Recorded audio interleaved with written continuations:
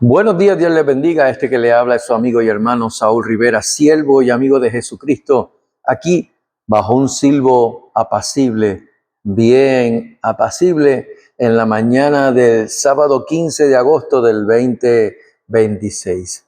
Tengo que confesarles que no pensé que volvería a tener esta plataforma para poder grabar videos como hace unos meses atrás pues tuve la oportunidad de grabar.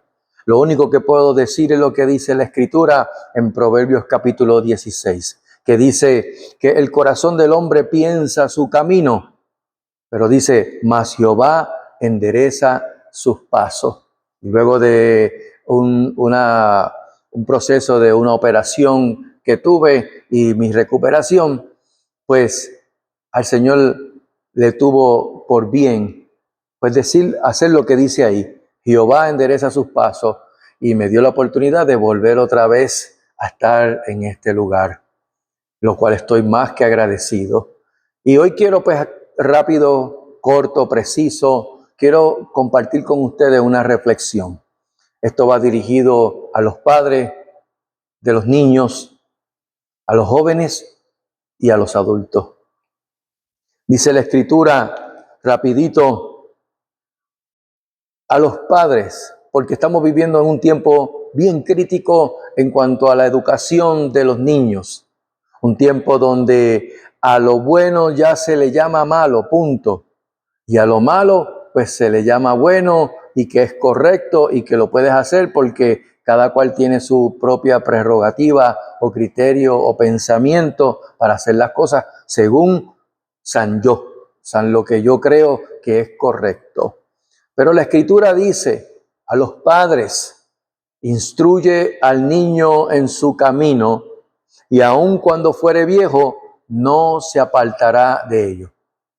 Y ese proverbio se hizo realidad en mi vida y se ha hecho realidad en la vida de muchos, donde gracias a la intervención de mi padre en mi niñez y especialmente de mi abuela materna, el cual pues desde pequeño me llevó a mí, a mis hermanos, nos llevó a la iglesia, nos llevó a tener ese respeto por la palabra de Dios, por la instrucción de Dios, y ella hizo lo que dice Proverbios capítulo 22, verso 6. Instruye al niño en su camino y aun cuando fuere viejo, no se apartará de ello. ¿Sabe por qué?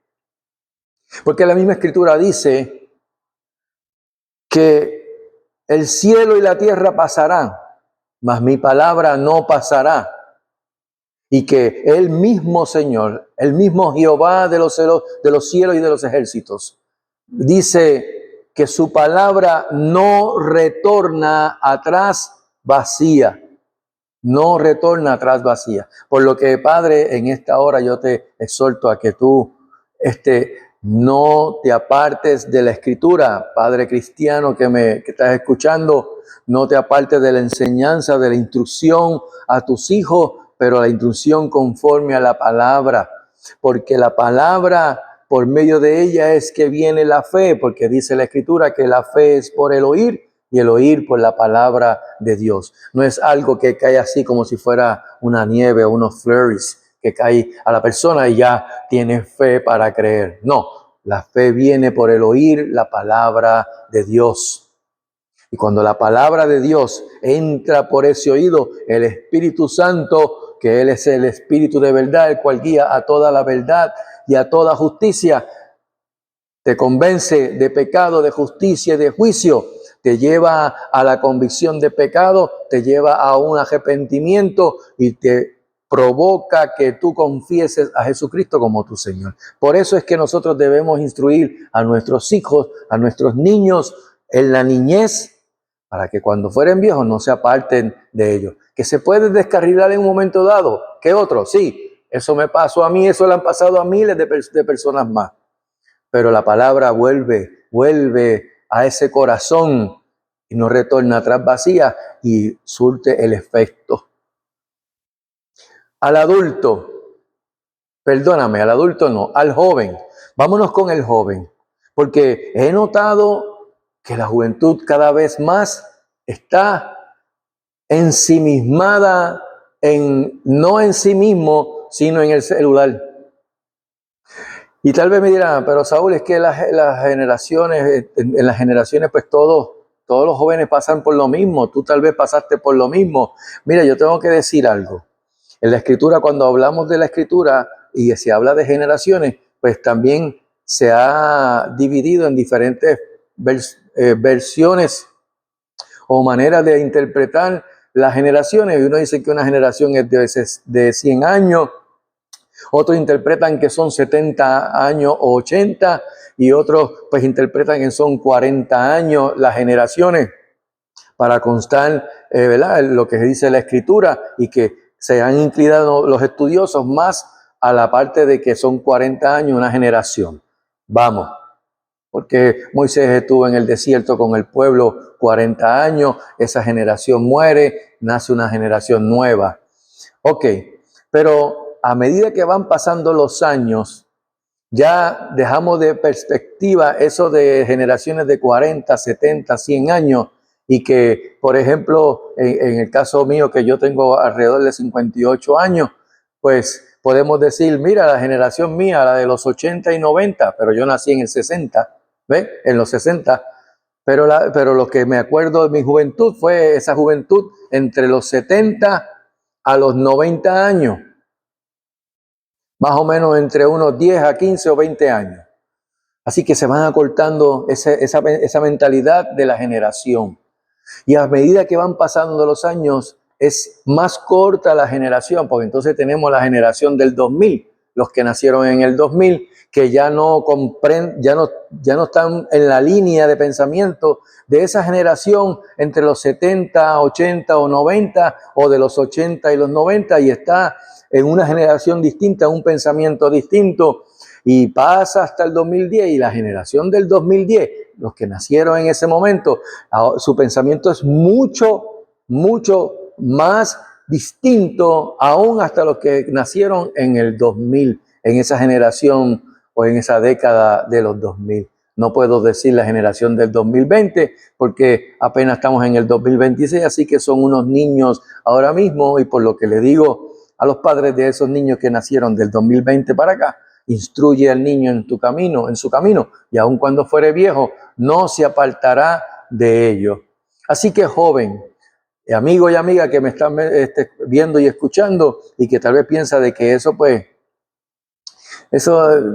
ya caerá en sí. No, es que cada vez más la maldad está arropando a todo el mundo, y la juventud está ensimismada en el celular. Casualmente, anoche tuve la oportunidad de visitar una iglesia. Había una campaña de niños, precioso. Nos gozamos, mi esposa y yo, la familia de mi esposa, viendo a esto, el sobrinito participar de la escritura, participar de los cánticos de alabanza, adoración a Dios, la enseñanza en un modo que los niños puedan asimilarlo. Pero mientras tanto, mirando hacia lo alrededor, veía jovencitos con el celular sin ninguna reverencia y sin mediar nada, simplemente porque ni siquiera con audífono, que tú escuchabas, estaba jugando unos juegos de disparo, de eso del espacio, o como los de Dooms, o como los de Duke Nukem, cuando era mi generación, que estaban jugando esos juegos. Y estaba jugando eso en el templo, en medio de una actividad dentro de la iglesia. Y él estaba, pero petrificado en el celular. Él no se daba cuenta de su alrededor, de nada. Y así están muchos jóvenes que están solamente pensando en el yo, en la ahora, en lo que yo quiero hacer de acuerdo a lo que me dicen el sistema en el internet, o lo que me dice la inteligencia artificial. ¿Qué dice la escritura? Joven, la escritura, mira lo que dice. La escritura dice: alégrate, joven, en tu juventud, y tome placer tu corazón en los días de tu adolescencia y anda en los caminos de tu corazón. Anda en los caminos de tu corazón y en la vista de tus ojos, pero sabe que sobre todas estas cosas te juzgará Dios. Eclesiastés capítulo 11, verso 9. Y esto es una palabra contundente para el joven. Le dice que se alegre, o sea, que se goce, que se mantenga en ese ánimo de fiesta, de gozo, de alegría, y que tenga placer su corazón en los días de su adolescencia, que pueda ser un adolescente que pase por ese proceso, ¿verdad? De la niñez a la adolescencia y a la juventud, y que ande en los caminos de su corazón, mira, y en la vista de sus ojos. Pero le da una advertencia, pero sabe, joven, que sobre todas estas cosas te juzgará Dios. ¿Y eso qué quiere decir? Bueno, quiere decir que cuando Dios pase el análisis y la lista, si joven te tocó morir, porque hay jóvenes que mueren, Él va a tocar esa lista y va a decir, bueno, te di la oportunidad de que te alegraras, que tomara placer tu corazón, de que andaras en los caminos de tu corazón, en la vista de tus ojos, pero no pusiste ni tus caminos, ni tu corazón, ni tus ojos en mi palabra. ¿Sabes por qué? Porque la Escritura dice más abajo, más adelante en el capítulo 12 de Eclesiastés, en el primer verso, mira lo que te dice, joven. Acuérdate de tu Creador en los días de tu juventud, antes que vengan los días malos y lleguen los años en los cuales digas, no tengo en ellos contentamiento. Por lo que joven, y el joven que está en la iglesia, que está participando, que está activo, que está con esa sed de la palabra de Dios, no te apartes ni a diestra ni a siniestra, no mires hacia atrás, sigue mirando, no ni al frente, sigue mirando arriba. Cuando digo arriba es a la palabra de Dios, para que puedas ser guiado y que te tome placer y te goces en tu juventud, y que cuando el Señor sobre estas cosas tome juicio, diga, ok, joven, muy bien, te acordaste de tu Creador, te acordaste de mí, y ahora vas a tener contentamiento. Ahora voy con el adulto. Hablé con los padres de los niños, hablé con los jóvenes, y ahora quiero hablar al adulto.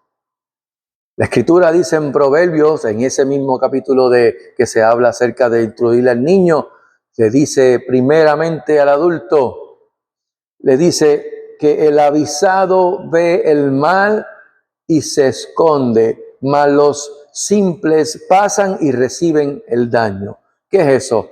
¿Ser cobarde? No. Lo que está diciendo en la palabra es que el que ve el mal, el que es avisado del mal, se prepara, se oculta, se resguarda. ¿Dónde te vas a resguardar? Debajo de un banco, debajo de donde está este podio en madera, debajo de esta estructura de hormigón. No. Ocultarte bajo la palabra. El que habita al abrigo del Altísimo morará bajo la sombra del Omnipotente. Pero es el que habita, porque el que no, el simple, dice que pasa y recibe el daño, recibe el castigo, recibe esa calamidad o esa causa por la cual fuiste descuidado, fuiste un ignorante, no por desconocer, porque se te está dando la escritura, sino porque un ignorante, ¿por qué? Porque no te interesó, porque no querías, porque no te importó escuchar y saber de la palabra de Dios. Por eso es que en esta hora, pues,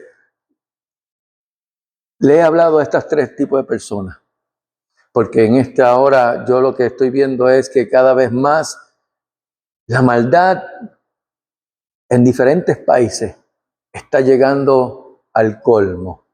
¿Al colmo de qué? Al colmo de la presencia de Dios. Como compartía con un hermano en esta mañana, y le decía, oye, ¿sabes qué? Jesús dijo más como en los días de Noé, iba a ser su venida. También dijo más como en los días de Lot, que iba a ser su venida. Y entonces uno tiene que ver qué fue lo que ocurrió en esos días. Y en los días de Noé, el Señor le dijo a Noé que preparara un arca porque estaba viendo que todos los designios de los corazones de los hombres era de continuo el mal, de continuo la maldad en los hombres. No había manera de que echaran para atrás, excepto solamente Dios vio a Noé. Y déjame decirte que Dios no se equivoca en nada. Dios es perfecto, Dios es soberano, Dios es omnipresente, omnipotente y omnisciente. Y para que tengas una idea de que Dios es lo que es y sus atributos, Noé fue un hijo de un hombre llamado Tarek, creo que, el cual, Lamec, el cual ese padre Lamec tuvo un padre llamado Matusalén, y ese hombre llamado Matusalén tuvo un padre que se llamó Enoc. Y todo el mundo conoce que Enoc, todo el que ha leído la escritura sabe que Enoc anduvo con Dios y desapareció porque Dios se lo llevó. Tipo del arrebatamiento, del rapto de los hijos de Dios. Matusalén, a diferencia de lo que la gente piensa y menciona y dice con respecto a su nombre y su significado, hombre de la jabalina, el cual eso no es el significado hebreo. Matusalén lo que significa que cuando muera sería enviado. Entonces, ¿sería enviado qué? Pues fantástico. Matusalén vivió 969 años. Pero durante esos años engendró a los 187, engendró a Lamec. Luego tuvo hijos e hijas, pero Dios marca una diferencia y hace una referencia de un tiempo. A los 187 años, Matusalén engendró a Lamec. Y entonces dice que Lamec engendró a Noé a los 182 años y tuvo hijos e hijas. Así que tenemos dos números presentes, 187, 182. Y sigue leyendo la escritura y cuando te topas en el Génesis capítulo 7, en el caso con Noé, cuando Dios le da toda la instrucción de hacer el arca, dice que era Noé de 600 años. Cuando Dios le dijo, Noé, coge a tu familia y entra, porque de aquí a 7 días, le dijo a Noé cuando vendría el juicio, de aquí a 7 días yo cerraré la puerta de esta arca y abriré las ventanas de los cielos, las puertas de los cielos y derramaré lluvia y destruiré raeré a todo hombre, a toda bestia, a todo reptil y a toda ave de la faz de la tierra. Cuando tú sacas cuenta y sumas 600 más 182 de Lamec, más 187 de Matusalén cuando lo engendró también en esas generaciones, cuando tú sumas todo eso, te da a 969 años. Los mismos años de la vida de Matusalén. Así que cuando muera será enviado. ¿Qué iba a ser enviado? El juicio de Dios cuando Matusalén muriese. Y solamente había un justo, Noé. En cambio, en el caso de Lot, Lot estaba en una ciudad llamada Sodoma y Gomorra a las puertas Dice el Señor que Él era justo en esa generación, en ese lugar. Y su tío Abraham intercedía por ellos. Es más, intercedía por la ciudad, porque Dios le dijo, ¿sabes qué? Yo voy a destruir esa ciudad con fuego. Y le dijo, oye, si hubiera 50 juntos, tú justo, ¿no detendrías ese juicio? Y él dijo, por los 50 no lo detendría. Ah, si hubiese 40, perdóname, Señor, si hubiesen 40. Por los 40 detendría el juicio, si hubiese al menos 30. Y ahí siguió Abraham intercediendo, tratando de negociar con Dios. Con Dios no se negocia, ya Dios sabe las cosas. Y le dice, oye, llegó a 10 y por los 10 no destruirías esa ciudad. Por los 10 no destruiría esa ciudad, Abraham. Pero entonces dice que Jehová se apartó de Abraham. En otras palabras, no pidas más nada, porque no hay ni siquiera 10 justos. Solamente había uno. Entonces, ¿qué tenemos con todo esto? Más como en los días de Noé, más como en los días de Lot. En los días de Noé, el colmo de la maldad fueron 120 años. Lo que le dijo a Noé, que son sus días 120 años, y así fue. El colmo de su maldad eran 120 años. Luego el juicio. Pero en el caso de Lot, voy a parar aquí un momento y hacer una pausa, porque voy a tocar otro punto. Y es el punto del caso de Jonás. En el caso de Jonás, que Dios le dio una instrucción a Jonás, el profeta, y le dijo, ve a Nínive y dile las palabras que yo te voy a decir. Y Jonás no quiso hacer caso, pero ya todos, algunos conocen la historia del gran pez que se tragó a Jonás y lo llevó a la orilla, y él tuvo que ir y decir las palabras que Dios le mandó. Por eso es que yo no me canso de hablar. ¿Por qué? Porque me es necesario obedecer a Dios antes que a los hombres, independientemente si el hombre quiera creer o no. Pero la palabra que Jonás le dijo a ese pueblo de Nínive, a esa ciudad grande y poderosa de Nínive, fueron las siguientes: de aquí a 40 días, Nínive será destruida. Eso fue todo. Si yo les dijese a ustedes, oye, ¿sabes qué? Mira, de aquí a 40 días, Puerto Rico va a ser destruido. La reacción y la acción de muchos no va a ser la del pueblo de Nínive, que desde el rey hasta el más pequeño y aún en las bestias, los animales y los ganados, todos se humillaron ante Dios en ayuno y cilicio y se arrepintieron y Dios los perdonó. Esa será tu respuesta ante un mensaje contundente de parte del Señor, porque ¿sabes qué? Dios lleva advirtiendo a esta isla y a muchas naciones con respecto a su juicio. Juicios en algún momento presente, juicios cercanos, otros más atrás, que va a ser un poco más lejos ese tiempo, pero va a llegar porque todo está ya en la Escritura. Y a Puerto Rico se le ha dado mucha libertad. Dios le ha dado mucha libertad, pero también le ha dado mucho tiempo para que se arrepienta. Y Dios siempre tiene un remanente que es fiel. Donde quiera que te pares, Dios va a tener un remanente fiel. Y Dios guarda a los suyos. La Escritura dice que si el justo con dificultad se salva, ¿a dónde aparecerá el impío y el pecador? Tengan en mente eso. Así que, ¿cuál será tu pensar, Puerto Rico? ¿Cuál será tu mover, Puerto Rico? Si escuchando los mensajes donde te dice arrepiéntete de tu maldad, vuelve atrás, vuelve a donde mí, mira hacia arriba. Si mi pueblo sobre el cual mi nombre es invocado, orare, buscaren mi rostro y se convirtieren de sus malos caminos, entonces yo oiré desde los cielos, perdonaré su pecado y sanaré su tierra. Esto es sencillo por parte del Señor.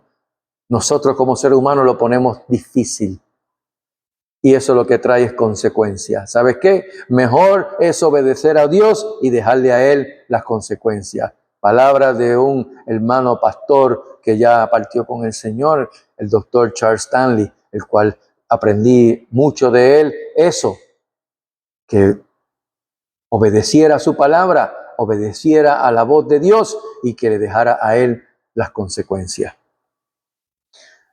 Puerto Rico no quiere hacer caso, pero no, que no venga entonces un lamento, no un lamento borincano que se oye bonito en las canciones de plena y bomba, no, un lamento de crujir de dientes, dolor, porque se le advirtió y no quisieron escuchar.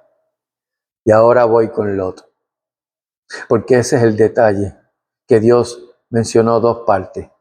Jesús mencionó como los días de Noé, pero también mencionó los días de Lot. Y Abraham intercedió y no hubo break. Así que el juicio iba en camino. Esos dos varones de Dios llegaron allí y le dijeron a Lot, oye, saca a tu familia porque hasta que no lo saque y no salgan de aquí, no podemos emitir el juicio y destruir esta ciudad. Lot habló con sus yernos y los yernos lo tomaron por broma, como si tuviese Lot bromeando, y no hicieron caso. Él entonces habla con su familia, con su esposa y sus dos hijas, pero oye, se estaban tardando, y ¿qué hicieron estos dos varones? Tomaron de la mano a Lot y a su familia y salieron fuera y los sacaron. Oye, porque es que aún diciéndole las cosas, no quieren escuchar y así tomar acción. Y Dios los sacó. Estos varones de Dios los sacaron. Estos le hablan, dicen en el hebreo, malach o malachim, que son ángeles mensajeros de Dios. Los sacaron a Lot, a su esposa y a sus hijas, que lamentablemente la esposa tenía su corazón en el mundo y no en lo que Dios estaba estableciendo por su palabra, y obviamente se convierte en una estatua completamente de sal. ¿Qué tiempo estuvo ese pueblo para arrepentirse? No fueron 120 años, no fueron 40 días, fueron simplemente horas. Horas, porque en esa noche estos mensajeros de Dios sacaron a Lot y a su esposa y a sus hijas fuera de la ciudad, y entonces el juicio de Dios cayó sobre esas ciudades, Sodoma y Gomorra. ¿Qué había en esas ciudades? Bueno, para el que no sabe, pues la parte de las leyes a nivel federal en las Américas se habla y se conoce como la ley de la sodomía. ¿De dónde crees que sale esa palabra? De Sodoma. ¿Por qué? Porque ahí imperaba el homosexualismo, el lesbianismo, el animalismo, porque la aberración y toda esa abominación a Dios era tan contundente que aún los hombres que estaban allí y vieron a esos mensajeros de Dios estando en la casa de Lot, dijeron a Lot, oye, danos a esos hombres que están ahí para que nosotros los conozcamos. No era que le querían saludar y decirle, hola, ¿cómo estás? Mi nombre es fulano. No, conocer en ese tiempo, en ese contexto, era tener relaciones con esos varones. Y esos hombres, jóvenes, adultos, ancianos, agresivamente procuraron sacar a esos mensajeros de Dios que tenía Lot guardado